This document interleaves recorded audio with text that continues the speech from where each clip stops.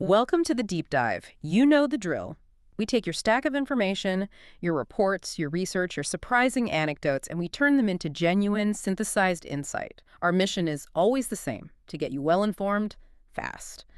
Today, we are diving into what your sources are calling a definitive structural shift. We're talking about the explosive growth and some really astonishing competitive breakthroughs that defined women's elite sports in late 2025. Yeah, and the sources you sent cover everything from these massive global revenue reports to some of the wildest tournament upsets you could imagine. And that diversity is crucial, right? It is. We're synthesizing the data on record-breaking finances in attendance alongside the stories of these historic results to really get a handle on the momentum here. The narrative has completely shifted. How so? It's no longer a question of if women's sports can draw an audience. It's now about managing a rapidly accelerating, commercially mature market. That's the key word, isn't it? Maturity. So let's unpack this momentum because the scale of growth in 2025 is, well, it's staggering. We have to start with the money. How did the market actually perform? Well, the top-line financial figures from the Deloitte report are historic. Global revenues in women's elite sports are predicted to reach at least $2.35 billion US dollars in 2025. Just under $2.5 billion. I mean, that's a global economic force. But what makes that number so significant beyond just the dollar sign? It's the velocity of the increase. That's what signals the structural shift you mentioned. This 2.35 billion figure, it comes after a massive leap from 2024, where revenues hit 1.8 billion. And that 2024 number was already higher than predicted, right? By a huge margin, yes. And if you trace the trajectory back just 4 years to 2022, the market was valued at $692 million. So in 4 years. We are talking about revenues having risen by 240%. That's market growth on hyperdrive. It's like going from a small local business to a national enterprise in, less than half a decade. That analogy really helps put the scale in perspective. A 240% rise suggests this isn't just a spike from one successful World Cup. It's a fundamental change. It is. So if we're not just relying on legacy broadcast deals anymore, where is the economic power actually centered? And that's maybe the most fascinating takeaway from the financial data. The old assumption that broadcast rights are the primary driver. Yeah. It's completely challenged by the 2025 numbers. Okay. The sources show that commercial revenues, so that's money from sponsorships, partnerships, merchandising, that's the most dominant stream right now. How dominant are we talking? Commercial revenues broke $1 billion for the first time in 2024, and they're predicted to be the largest share in 2025 at $1.26 billion. That's 54% of the total market. 54%. And broadcast. Broadcast is projected at about $590 million, or 25%, and then you have match day revenues, tickets, and all that making up the rest, around $500 million, or 21%. So commercial revenue is now generating more than double what broadcast rights are bringing in. That fundamentally changes the risk profile for these leagues, right? Absolutely. They're less reliant on a few big media contracts and more reliant on, well, widespread corporate interest and dedicated fan spending. It's a much healthier, more diversified revenue ecosystem. The investment is flowing from sponsors who see the value and from fans who are actually showing up. Precisely. But is this profit flowing down to the athletes? Or is this mainly a success for league owners? That's the tension point. The sources confirm the huge rise in investment, but the question of salary parity is still dynamic. Yeah. What the data does show, though, is where the investment is landing. Okay, where? Basketball is projected to become the leading revenue-generating sport globally. It's set to hit $1.03 billion, followed by football soccer at $820 million. And regionally? North America is just dominating, accounting for 59% of that total revenue, so about $1.39 billion. Which makes sense, given the leagues there.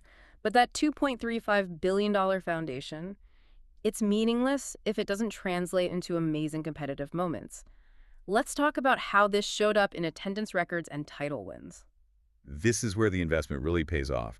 You have to start with the spectacle of the 2025 Women's Rugby World Cup. An event that proved the scale of fan dedication in the UK. What was the competitive climax there? So the climax saw England's Red Roses, captained by Zoe Aldcroft. They beat Canada in the final. But the real historical marker was the setting. Twickenham.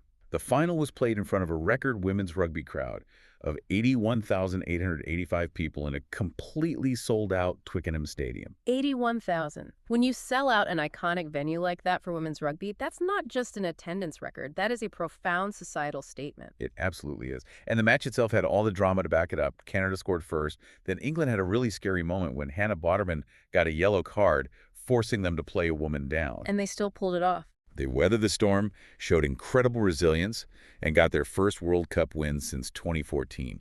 And the sources immediately linked that moment to an expected, massive spike in grassroots participation. That mainstream breakout is exactly what this maturity looks like. But it isn't just limited to the billion-dollar sports. The sources you sent highlighted some serious shifts in smaller sports, like floorball. Floorball, yes, the 15th Women's World Floorball Championships in the Czech Republic. And this tournament set an attendance record, too. Over 67,000 total spectators. It shows that fans will travel. But the real story, I gather, was the shock on the podium. Shock is an understatement. Sweden, the absolute dominant force in the sport, lost their 54 consecutive match unbeaten streak. 54 matches. And not only did they lose the streak, they finished the tournament without a medal for the first time ever. They lost the bronze medal game to Finland. Wow, that's a dynasty just crumbling. What do the sources point to for that kind of sudden drop? Is it coaching, pressure? The analysis points squarely toward the rapid expansion of the competitive pool. This is the dividend of that commercial confidence we talked about.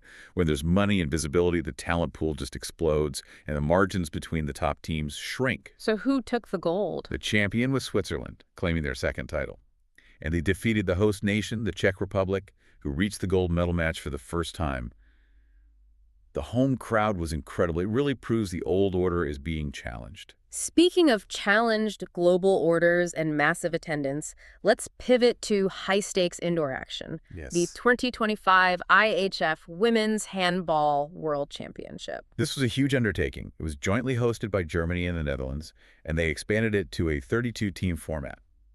The goal was clearly scale, and they absolutely achieved it. How so? It shattered the single tournament attendance record, an astonishing 353,151 spectators. That's nearly 4 sold-out Twickenhams worth of fans for an indoor tournament. That says a lot about the global passion for handball, and Norway continued their dynasty, right? They did. Norway took their 5th title. They defeated the co-host, Germany, 23-20 in the final. But for Germany, that silver medal was still a huge deal, their best result since 1993. The sources really zoom in on the new debutantes. We saw Egypt, Switzerland, and the Faroe Islands, the smallest nation ever to qualify. And that's where the fun is. The Faroe Islands didn't just show up for the experience. They delivered one of the biggest upsets of the whole preliminary round. Oh, really? They shocked powerhouse Spain, won 27-25 and advanced to the main round. You can just imagine the party on those islands. It adds incredible color to the tournament. It proves talent can come from anywhere. It does. And beyond that, Angola achieved Africa's best results since 2013. The story here isn't just about European dominance, it's competitive growth across continents. And was there an individual standout? Oh, absolutely. Henny Reistad of Norway, she just dominated. Secured the MVP award and the top goal scorer title with 55 goals. So we have the record finances, the mass attendance events, the historic upsets. Let's shift our focus to the signs of ongoing domestic momentum, the kind that signals this is happening every day, not just at World Cups. You see that so clearly in cricket. The sources highlight the absolute firepower of the India women's team. They put on this explosive batting display against Sri Lanka, Right. setting their highest ever women's T20 international total, 221 for 2. A total like that requires a pretty special partnership. It did. Smriti Mandhana, who scored a brilliant 80, and Shefali Verma, who hit 79, set a record 162-run opening stand. This was modern, high-power cricket. And Mandhana hit a personal milestone too, didn't she? A major one. During that innings, she became only the 4th batter ever to complete 10,000 international runs across all formats. She's in an exclusive club with legends like Mithali Raj, Susie Bates, and Charlotte Edwards. That's a legacy-defining achievement. And that level of excellence isn't just on the international stage. It's happening at the collegiate level too, especially in the U.S. We have to talk about Uconn women's basketball. Uconn is just a powerhouse of consistency, and there's no sign of them slowing down. They pole-axed Butler 94-47. Just a total demolition. And that extended their overall winning streak to 29 games. Their Big East streak hit 51 consecutive wins. When you have teams operating at that level of sustained dominance, it raises the bar for everyone. And the pipeline of talent just keeps coming. It does. Sarah Strong led with 15 points in that game. Blanca Quinones added 12. It ensures that whole financial ecosystem in basketball stays robust. Okay, finally, one of the clearest signals of long-term commercial intent came right at the end of 2025. In football, the transfer of Leah Schuler. The German goal machine, yes. Over 100 goals for Bayern Munich. And a ton for the national team. Exactly. 54 goals for Germany. Yeah. She made the massive move to Manchester United in the Women's Super League for an undisclosed fee right in late December. That's a huge strategic move, leaving a powerhouse like Bayern for the WSL. What did the sources say was the driving factor for her? Schuler herself said it was Manchester United's clear ambitions that attracted her. So this isn't just about a high salary. It's a strategic investment by the WSL to bring in established world-class talent. It reinforces that commercial confidence we saw in the numbers. The money is there to match the ambition. Right. It shows top athletes can see competitive challenges and global visibility outside of just the traditional power centers. So what does this all mean for you, the listener? 2025 was the year the market matured. We saw the highest revenue prediction ever, hitting $2.35 billion, driven by corporate interests. We saw record-shattering attendance for established sports like rugby and emerging ones like floorball. We saw competitive parity accelerate with the floorball upset and the global expansion of handball, with nations like the Faroe Islands stepping up. And we saw legacies cemented by individuals like Manhana and validated by strategic club investment like that Schuler transfer. It all reinforces the insight that the professionalization and global spread of women's sports isn't just a trend, it's accelerating dramatically. And the key challenge now, as the sources suggest, is making sure this investment stays strategic and long-term, building that enduring ecosystem so the growth continues to benefit the leagues, but also the athletes. A fantastic deep dive into the momentum of 2025. Now, for one last thing for you to consider, based on all these breakthroughs, with so many records shattered and with major events already on the calendar for the coming years, what specific new sport, maybe one we didn't mention, or what emerging market do you think will be the biggest surprise story in 2026? Think about what conditions would need to align for that kind of breakthrough, and we'll catch you on the next deep dive.